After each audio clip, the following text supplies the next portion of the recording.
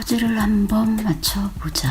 난 초반에 7, 8개 내가 할 수 있는 추리를 했고, 그것이 알고 싶다 해서 인터뷰 요청이 왔었고, 시내갈비에서 지워달라는 영상이 있었고, 하면 되겠지가 나를 구독해고, 박주현 변호사가 날 구독해고, 메롱랜드가 날 구독해고, 고알과 변호사 사이를 영화 내부자들 패러디했고, 변호사가 날 고소해고, 시방새가 날 고소해고, 뒤따라 많은 유튜버들이 나의 영상을 다운받아서 참조를 해서 나름대로 자기 생각들에 추론을 못해서 영상을 올려고, 그날 같이 있던 동석자 여자친구는 경찰이 왜 조사하러 안 부르냐고 댓글을 남긴 후 실종되고, 관련된 중앙대 12명의 학생이 휴학했고 장례식에는 오지 않았고, 경찰청과 소방청을 관리하는 행정안전부의 윗대가리와 변호사는 친한 사이이고, 윗대가리는 중국인과 조선족이 많이 사는 안산에서 개연을 했고, 집새끼들은 손정민 조사할 마음은 오고 시간이 가기만을 기다리고 있고,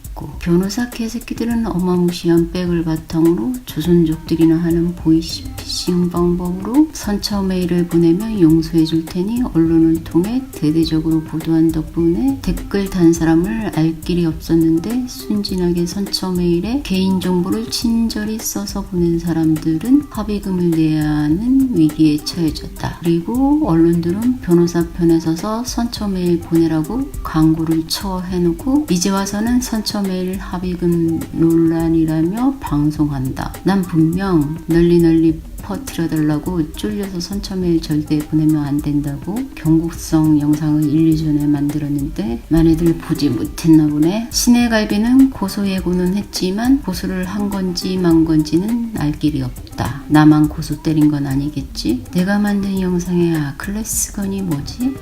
씨부랄, 너네들 지금 뭐 하는 거냐? 호주에 한 번은 그런 일이 있었어. 워킹홀리데이를 온 남자애가 한국에 돌아가기 전 1,000만 원을 환전하려고 웹사이트를 보던 중 싸게 환전해준다는 광고를 보고, 더군다나 전화를 건 사람이 한국 여자였겠지? 월매나 안심을 하고 현금 1,000만 원을 들고 나갔겠어. 바로 같은 처지인 워킹홀리데이 비자를 받고 온 황상현이라는 한국 남자애가 환전을 해주겠다고 차에 태운 뒤 본인이 잠시 머물렀던 한국인들만 사는 쉐어하우스 빈집에서 1,000만 원을 빼앗고 마당에 안매장했지. 시체를 묻을 당시에는 빈집이었지만 호주의 모든 집들은 같은 루틴으로 관리가 되니까 당연 금방 뽀록 나지. 한국인들 워킹홀리데이 애들만 살던 집이었으니까 처음 잡혔을 때는 뭐 인종차별이 뭐니 개지를 떨다가 지금은 무기징역으로 호주 감옥에 있지. 안타까운 죽음이지만 우리들끼리는 환전비 5만 원 아끼려다가 죽었다고 했거든. 이 살인자 놈의 생각은 금방 호주를 떠나 한국에 갈 거였으니까 완전 범죄를 꿈꿨겠지. 외국에 나와서 한국 사람을 조심하자는 말은 여러분들도 알고 있을 거야. 그리고 여러분이 외국 와서 사기, 살해당할 위험은 한국인한테 당할 확률이 커. 영어가 100% 편하지 않는 한국 사람들은 마음에 맞는 한국 사람들과 놀고 함께 살기도 하고 여행도 같이 가기도 하고 눈 맞아서 같이 동거도 하기도 해. 월세를 아끼기 위해서. 만약 친해져서 동거래도 하게 되면 사기 맞을 확률은 당연히 한국 사람에게서 당하겠지. 외국에 한국 사람이 사기꾼이 많아서로 하기보다는 그냥 그들끼리의 리그야. 이걸 그대로 한국에서의 이민자들 혹은 잠시 돈 벌러 온 외국 노동자들은 누가 해당될까를 생각하면 답 나오지. 그런 사람들이 돈만 주면 살인, 사기, 보이스피싱, 정치적 댓글 알바를 해. 어차피 고국으로 돌아가면 한국 사람들이 찾아낼 수 없으니까 말이지. 호주에는 여러분이 알지 못하는 잘 나가는 한국 사람들이 굉장히 많아. 공무원, 의사, 변호사, 경찰, 방송, 정치, 언론 쪽으로도 있다는 걸 알아야 하고, 알게 모르게 높은 자리에 오른 사람들이 많은데 알려지지 않았을 뿐이고, 대부분 여러분들이 알고 있는 나쁜 호주에 대한 루머 같은 거는 젊은 애들이 그냥 호주 밑바닥 생활, 자신의 바운더리 테두리 안에서의 경험을 블로그나 카페에 올리는 정보가 다이고 중상위층의 사람들을 만나고 가는 게 아닐 테니까. 호주에서 대부분의 이민자들이 처음에 주로 하는 일은 청소, 어린이집, 양로원, 식당, 공장, 농장에서 주로 일을 하는데 대부분 아시아계 사람들이지. 있지. 한국, 중국, 일본, 인도, 태국, 베트남 등등. 이런 직업들의 매니저, 최고 대빵은 호주 애들이지만 나머지는 다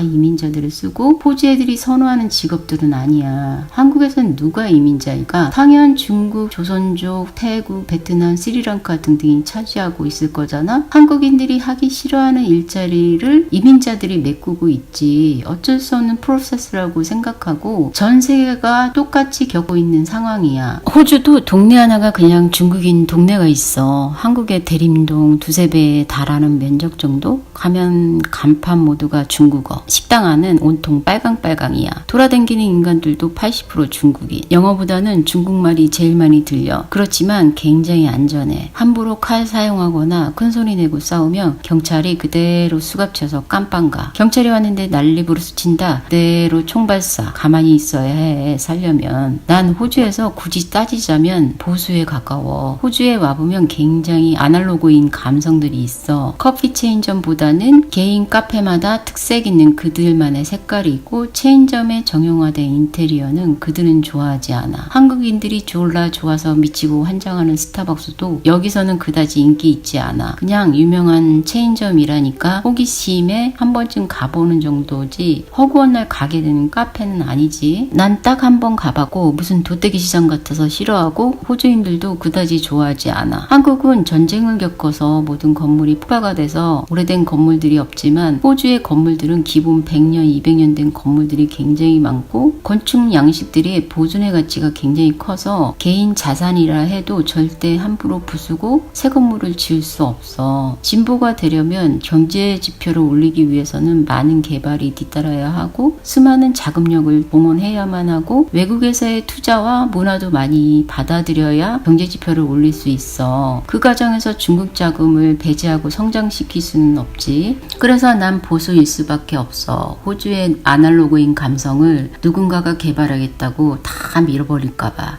한국처럼 흑백 논리가 강한 나라도 없어. 전쟁이 끝난 지 무려 70년이 지났는데도 불구하고 아직까지도 빨갱이라는 단어를 쓰고 있고 그냥 한국에는 정치권에서 일과 이밖에 없는 나라가 됐어. 이제 막 성인이 된 당신이 어딘가에서 논리적으로 아주 잘 쓰여진 진보에 대한 혹은 보수에 대한 글을 접하게 된다면 너는 갑자기 무식한 놈이 신념이 생기면 무섭다는 말처럼 이상하게 세뇌가 돼서 진보라고 하면 왠지 내가 마치 정의 편에 선 것 같고 의식 있고 깨어있는 척 하느라고 다른 것을 못 보고 보수라고 하면 죽은 박정희 대통령을 신격화해서 사람들을 선동하잖아. 당신이 만약 보수라면 가만히 생각해봐. 혹시 내가 박정희 때 나의 젊은 시절을 그리워하는 건지 아닌지 그때 힘겨웠던 삶이 그리운 건 아닐 거 아니야. 그때 당시 젊고 싱싱했던 당신 자신을 그리워하는 거잖아. 우리는 미래를 봐야 해. 선동하면 선동당해지던 7, 80세 노인분들이 점점 삶을 다해서 사라지고 있잖아. 지금 정치권에서는 국민들 싸움을 붙여놓고 지네들이 뭔가를 하려면 노인들을 대체할 선동해줄 누군가가 필요한데 그게 바로 중국인 조선족 댓글 알바들이겠지. 조선족들의 특징은 한자를 잘 쓰고 유튜버 채널에 한자 들어가 있으면 거의 90%는 조선족이라고 보면 돼. 한글을 잘 못 쓰는 조선족이 의외로 많아서 문장 자체가 우리가 주로 쓰는 문장이 아닐 때가 많고 우리는 입에 담기 힘든 단어들 있잖아. 대통령을 향해서 할 수 있는 저급한 단어들. 그걸 조선족이 쓴단 말이야. 어차피 지네들도 쓰면서 뜻도 제대로 모르면서 쓰는 애들도 많고 번역기 돌려서 댓글 다는 애들도 많지. 한국 사람들끼리 편갈라가며 분열하면 제일 기뻐하는 인간들이 조선족, 중국인, 일본인들이야. 한국 영주권 받으면 한국 이름으로 개명하면서부터는 자신들이 조선족이었다는 사실을 아무도 모르게 숨겨. 국적이 당당하면 왜 숨길까? 본인들도 조선족이 한국에서 벌인 나쁜 짓들을 알고 있는 거라서 창피한 거지. 한국 사람이 외국에 나서 국적을 일본으로 말하진 않잖아? 암튼 한국은 편가르기가 너무너무 과해. 외국은 정치 성향이 달라도 자기 정치적 성향을 남한테 절대 강요하지 않아. 이건 마치 내가 싫어하는 사람이 있는데 너도 같이 싫어해 줄래? 내가 좋아하는 애가 있는데 너도 같이 좋아해줘야 돼 하고 남한테 강요하는 존나 이기적인 행동인 거고 유치 짬뽕인 거지. 기독교 믿는 사람이 남의 종교의 존중 따위는 필요 없고 불교 믿는 사람에게